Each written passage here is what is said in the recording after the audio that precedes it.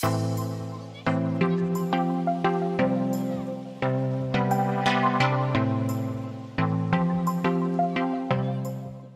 everyone, welcome to the Nutrition Review. My name is Stephanie and today I want to talk to you about protein. How much protein we should be eating, what's an adequate protein intake to achieve your goals, and most importantly, at the end we'll talk about food and my favorite protein-filled snacks. So how much protein should you be eating? I want to start by saying that this is going to vary depending if you're male, female, if you're an athlete, if you're trying to gain muscle, build muscle, lose weight. So there is no magic number that is going to be available for each and every person. So for example, the USDA recommends that 10 to 30% of your caloric intake should come from protein.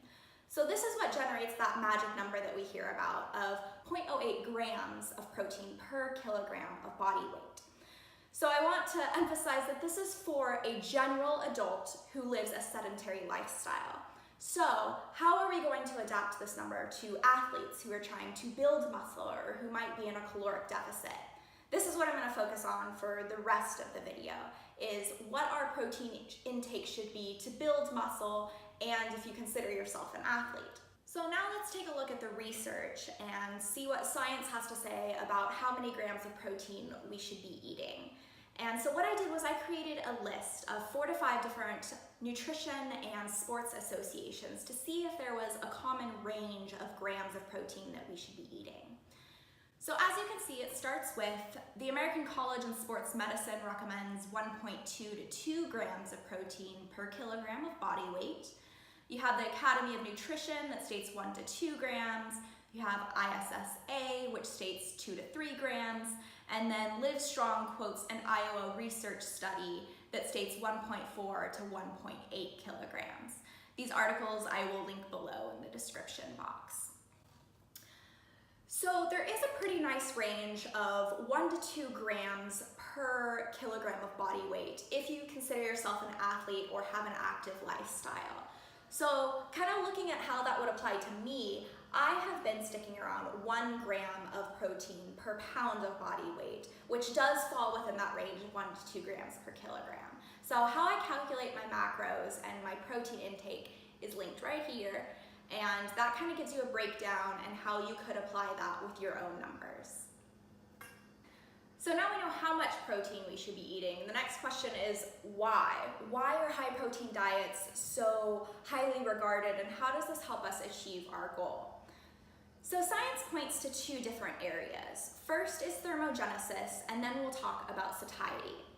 So thermogenesis is defined as the thermic effect of food and how this food you consume will increase your energy expenditure beyond its normal rate. So that's a bunch of science talk for saying how much energy does your body use to digest and get the nutrients from the food that you consume. Thermogenesis does vary when you're talking about the 3 different macronutrients. So science does indicate that protein does have a higher thermic effect of food than carbohydrates and fats. So what this means is that when your body digests protein, it requires more energy to digest it, get the nutrients, and excrete it than it does if you're consuming carbohydrates or fat. So why does this matter, and what is the reason for this difference? So when you eat protein, your body digests it into amino acids, and amino acids, your body can't store them in that original form. So your body then must immediately metabolize them or turn it into a different form to store it as fat. So that's a pretty inconvenient process for your body to do, and it requires a lot of energy compared to just eating carbohydrates or fats that can be much more readily stored as fat at the end. So this high thermic effect of food helps you when you're in a caloric deficit because protein is essentially the last macronutrient that your body will utilize to store as fat in the adipose tissue. So while the thermic effect of protein is higher than that of carbohydrates and fats, this is a great benefit, but this is not what is causing us to lose weight in a high protein diet. For example, in a comparison of 15 different research studies, there's only about 100 to 200 kilojoule difference per day of how much your body takes to metabolize protein versus carbohydrates and fats. So unfortunately, 100 to 200 kilojoules isn't gonna help us lose a tremendous amount of weight, but that is one benefit of a high protein diet. The second benefit is satiety. And satiety is the physical and psychological feelings that suppress your hunger between appetites. And this is different than satiation, which is the feeling of fullness that allows you to stop eating and says, you know what, I'm done with this. So the way I differentiate this, and a really good example, is Chinese food. So Chinese food is extremely satiating. You're eating it, you're eating the lovely chow mein, the fried rice noodles, and you are so full. However, an hour later, you're magically starving again. So Chinese food, very satiating, has zero satiety. Protein, on the other hand, has been shown to be extremely high in its satiety effects, which means that in between meals, you are less likely to be hungry. So obviously, this is a great benefit for dieting and trying to reduce your caloric intake. But how does it do this? So let's dive into the science of why protein has a higher satiety level than carbohydrates and fats. So this is where research in nutrition gets a little bit dicey. There are hundreds of research studies that do indicate that high protein diets are favorable for increasing satiety. And all of them have come to a consensus that it does relate to hormone levels and neurological effects in your brain. However, that's where the consensus ends. Here are several research articles, and this shows that science is still undecided about which hormones in specific cause the neurological effects that suppress your appetite. This research article shows that it's ghrelin levels, or perhaps tryptophan's effect on brain serotonin, tyrosine's effect on brain's dopamine, or even histamine levels. In most studies, the hypothesis indicates that protein stimulates the satiety hormone called peptide YY and reduces your appetite hormone referred to as ghrelin. To add to the hormone debate, researchers are also looking into which protein would be best at suppressing your appetite between meals. So is it whey protein, plant protein, pea protein? The laundry list of proteins goes on, but we haven't really decided which one rises above the other in helping us suppress our appetite. So what I suggest and what I do in my meal preps is I incorporate a variety of protein, whether this be eggs or plant-based protein like beans. Try to get a variety within your diet, and whatever works for you, run with it.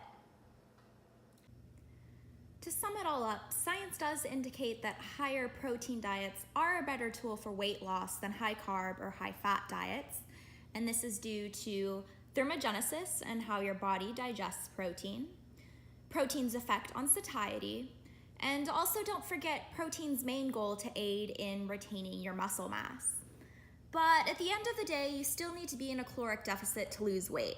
Sorry guys, can't cut corners there. So now, the fun part. Let's talk about food and how you can get more protein into your diet and what are some of my all-time favorite protein snacks.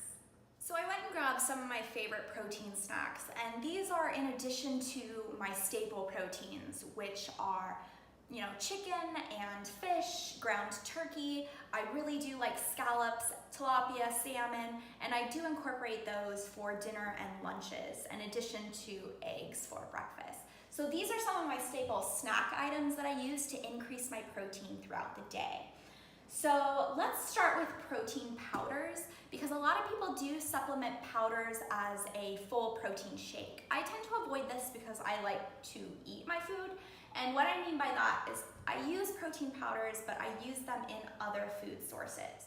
So I'll use about a quarter scoop, 5 to 10 grams of protein to add to either my coffee or to my Greek yogurt, which is also high in protein. So adding protein powders to other food items is a great way to increase your protein without drinking it.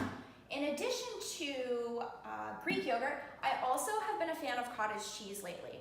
So if you're not a cottage cheese fan, bear with me and listen to this tip, because I recently have only started liking cottage cheese. About a year ago, it was a no-go for me at all. So instead of using cottage cheese with fruit and trying to make it all sweet and kind of a dessert, that just did not work with me.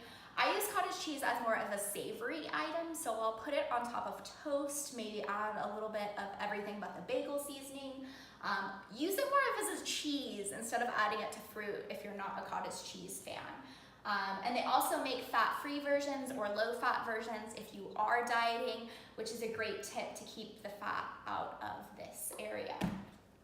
Some other things that I rely heavily on are nut butters.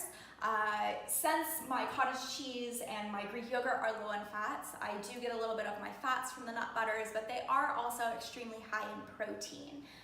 Just make sure you're watching how much of it you eat because they do get high in calories pretty quick. Another great option for protein that a lot of people don't realize are beans. Whether it be black beans, Trader Joe has a really nice fat-free version of these refried beans. They're delicious. But in addition, you can just use regular black beans. They are also really high in protein and a great thing to either add to salads or rice if you're having a simple dinner. Another thing that I eat on the regular is tuna. This is really big during prep because it is a very lean and you can take this anywhere. You can put it in your desk at work if you just need a protein snack, put it in your car. Don't forget a can opener. But they also do make some tuna packages with some flavoring that I've used to travel, and that's a great way to get a protein snack on the go. So these are just a few of my favorite protein items. If you want more recipes with how I utilize these, drop a comment below and I will try to do a cooking demonstration with some of them.